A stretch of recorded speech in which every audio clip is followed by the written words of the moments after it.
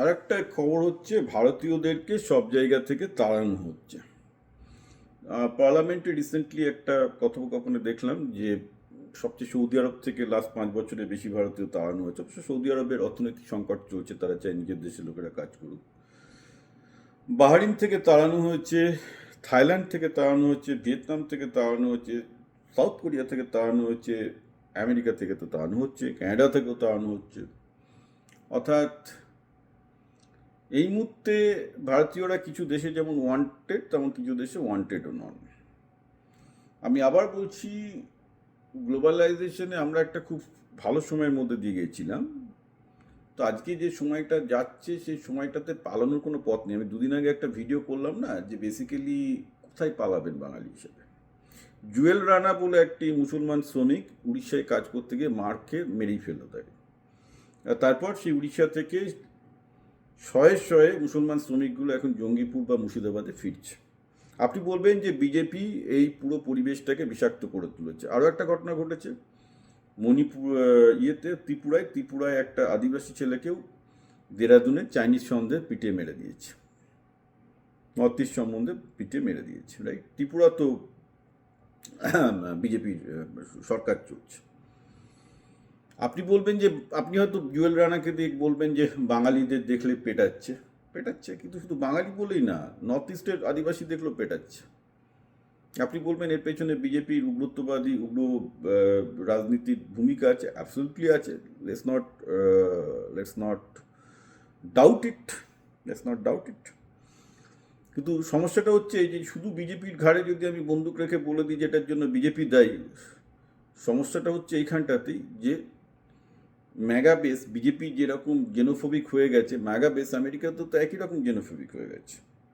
অর্থাৎ ট্রাম্পের যারা উগ্র হোয়াইট ক্রিশ্চিয়ান, তারাও তো বিজেপির মতো আচরণ করছে, রাইট? এবং দেখা যাচ্ছে যে প্রত্যেকে এখানে একটা হোয়াইট ক্রিশ্চিয়ান ন্যাশনালিজম যেটা আমেরিকায় চলছে, এখানে ভারতে একটা হিন্দুত্ববাদী পার্টি চলছে, থাইল্যান্ডের লোকজন বৌদ্ধরা হিন্দুদের তাড়াচ্ছে, ঠিক আছে? তো সব জায়গাতে আমরা দেখতে পাচ্ছি যে শুধু বিজেপি নয়, এবং ইউরোপে মুসলমান খেদানো সব জায়গায় শুরু হয়ে গেছে। ইউরোপের প্রতিটা দেশ থেকে এখন মুসলমান খেদাচ্ছে, এবং পুরোপুরি হয়তো মুসলমানদের খাতে আমি বলে দিচ্ছি, নেক্সট 10 বছরে দুটো হতে চলেছে। ইউরোপে এখন এত ফার রাইট উইং চলে এসছে, ওরা ইউরোপের মুসলমানদের দুটো অপশন দেবে, যে তোমরা খ্রিস্ট ধর্মে কনভার্ট করো, সেটা ডিরেক্ট বলবে না, ইনডিরেক্ট হবে, না হলে তোমাদের দেশে ফিরে যাও। কারণ অলরেডি ইউকে তাদের ইমিগ্রেশন ল করে বলেছে যে যারা ন্যাচারালাইজড ব্রিটিশ সিটিজেন হয়েছে তাদেরকে আবার অন্য দেশে ফিরিয়ে দিতে পারে। অর্থাৎ ন্যাচারালাইজেশন করে তুমি ব্রিটিশ সিটিজেন হয়ে গেছো মানে যে তুমি ব্রিটিশ সিটিজেন থাকবে তা নয়। এবং দেখা যাচ্ছে সেটা সমস্ত যতগুলো ডিন্যাচারালাইজ করেছে, অর্থাৎ যাদের থেকে ব্রিটিশ সিটিজেন কেটে আবার বলেছে দেশে ফিরে যাও, তাদের সবাই কিন্তু মুসলমান। এবং নেদারল্যান্ড থেকে শুরু করে সব জায়গাতে আমরা এটা শুধুমাত্র ইন্ডিয়ানদের এগেনস্টে হচ্ছে তা না, গোটা ইউরোপে আমরা দেখতে পাচ্ছি মুসলমানদের এগেনস্টে একই রকম চলছে, যে তোমরা তোমাদের দেশে ফিরে যাও। তো আমরা দেখতে পাচ্ছি গোটা পৃথিবী জুড়েই একটা আন্দোলন হচ্ছে, এবং যেখানে ভারতের যে বিজেপি বা হিন্দু ন্যাশনালিস্টরা যা করছে বিচ্ছিন্ন কিছু নয়, গোটা পৃথিবী জুড়েই একটা সময় যে গ্লোবালাইজেশনের ঢেউ এসেছিল, যে একটা দেশের লোক অন্য দেশে গিয়ে নিরাপদে কাজ করতে পারতো, ভালো থাকতে পারতো, পুরো জিনিসটার ইনফ্রাস্ট্রাকচারটাই ভেঙে যাচ্ছে। ধরুন সেখানে তো আমারও তো একই অবস্থা, আমি তো পশ্চিমবঙ্গ থেকে আগে প্রায় 25 বছর আমেরিকা এখানে এসেছি, আমাদের নাই ঠিক আছে, আমরা এলিট ক্লাসের লোকজন, আমরা এখানে এখনো পর্যন্ত সুস্থ আছি। কদিন থাকবো, 5 বছর 10 বছর, আমি জানি যে এই ধরনের যদি উগ্র হোয়াইট ক্রিশ্চিয়ান ন্যাশনালিজম তৈরি হয় এখানে, আমাদের তো লাইফও তাও তো আমরা তো দেশে ফিরতে পারবো, আমাদের ছেলে মেয়েগুলো কী করবে? তারা তো আমেরিকান, তারা তো ইন্ডিয়ান, রাইট? কিন্তু ইন্ডিয়ানদের মতো দেখতে, তো তারা তো বর্ণ বৈষম্যের শিকার হবে, রাইট? এইসব চিন্তা তো আমাদের মাথায় আছে। তো এবার সমস্যাটা হচ্ছে এখানটাতেই যে আমাদের সবাইকেই বুঝতে হবে যে এই পৃথিবীটা একটা রাজনীতিবিদদের কারণে ভয়ঙ্করভাবে একটা বাজে দিকে চলে যাচ্ছে। এখন এর বিপরীতও আছে, বিপরীতে আমরা দেখতে পাচ্ছি যে যেসব দেশগুলো অ্যাকচুয়ালি অটোক্র্যাটিক, চায়না বলুন, আপনি দুবাই বলুন, আপনি কাতার বলুন, তারা কিন্তু একটা মাল্টিকালচারালিজমের ঠিকঠাক ডেফিনেশন দিতে পেরেছে। সেখানে বিভিন্ন জাতির লোকজন একসাথে এসে কিন্তু তাদের সবার ধন সম্পত্তি সব কিছু বাড়ানোর সুযোগ পাচ্ছে।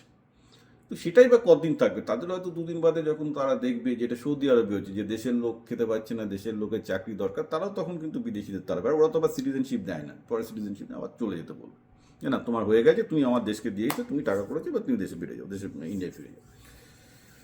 সমস্যাটা সব জায়গাতেই, সমস্যাটা শুধু জুয়েল রানাকে নিয়ে নেই। আমরা এটা যেটা দেখতে পাচ্ছি, এটা পৃথিবী জুড়েই একটা বিভিন্ন রকমভাবে গ্লোবালাইজেশন, যে ফ্রি মুভমেন্ট অফ লেবার হচ্ছিল, সেটা এখন হওয়া খুব মুশকিল হয়ে যাচ্ছে। মানে একটা, আপনি যদি পশ্চিমবঙ্গের লোক হন, আপনি অন্য জায়গায় গিয়ে ভারতেই থাকুন বা পৃথিবীতেই থাকুন, সুস্থ থাকাটা মুশকিল হয়ে যাবে। সেটা ভারতবর্ষের অন্যান্য প্রদেশের লোকজনের জন্য সত্যি, কারণ সত্যি কথা বলতে কি, ধরুন বিহারি আর ইউপিরা, আজকে পশ্চিমবঙ্গের যারা ব্রাহ্মণ সবই তো ইউপি বিহারে। চ্যাটার্জি ব্যানার্জি আপনি যতই বলুন না কেন, কেউ 1000 বছর আগে এসছে, কেউ 500 বছর এসছে তো বিহার ইউপি থেকে, এটা নিয়ে তো কোনো সন্দেহ নেই, রাইট? পশ্চিমবঙ্গের যে এথনিক আর কি, যাদের পশ্চিমবঙ্গবাসী বলা হচ্ছে, তো বিপুল অংশ উড়িয়া থেকে, আসাম থেকে, ইউপি বিহার থেকে এসছে, রাইট? একটা দিন তো এসছে। এখন তাদের বিরুদ্ধে পশ্চিমবঙ্গ বাংলা পক্ষ আন্দোলন করছে। তো সব জায়গায় আমরা দেখতে পাচ্ছি যে এই যে ফ্রি মুভমেন্ট অফ লেবার, তার বিরুদ্ধে লোকাল রাজনীতি চলে যাচ্ছে, যার ফলে জুয়েল রানার মতো লোক মারা যাচ্ছে, বা ত্রিপুরার ছেলেটা মারা যাচ্ছে। আচ্ছা, এবার গোটা ভারতকে, ভারতের লোকজনকে অন্যান্য জায়গা থেকে তাড়ানো হচ্ছে। তো এইবার এই যে পশ্চিমবঙ্গের অর্থনীতি ভালো না বলেই তো আজকে আমাকে এখানে আমেরিকায় আসতে হয়েছে। তো এই যে সুযোগটা আমাদের সামনে ছিল, যে আমাদের ট্যালেন্ট থাকলে গোটা পৃথিবী আমাদের হাটে মুঠোয় ছিল, যে একটা কোনো একটা দেশে গিয়ে আমি আমার ট্যালেন্টটাকে প্রমাণ করার সুযোগ পাবো, সেই জায়গাটা, যে অপরচুনিটিটা গ্লোবালাইজেশন দিয়েছিল ট্যালেন্টের লোকজনকে, তারা সেটা হারাচ্ছে, তারা রাজনীতির কাছেই হারাচ্ছে। এবং এর পেছনে তাদেরও হাত আছে। তাদের হাতটা হলো এই যে তারা এই দিনগুলো আসবে বুঝতে পারেনি। সুতরাং সবারই এখন উচিত সেই সব দর্শনগুলোকে প্রমোট করা, যা মানুষের বিভেদ কমায়।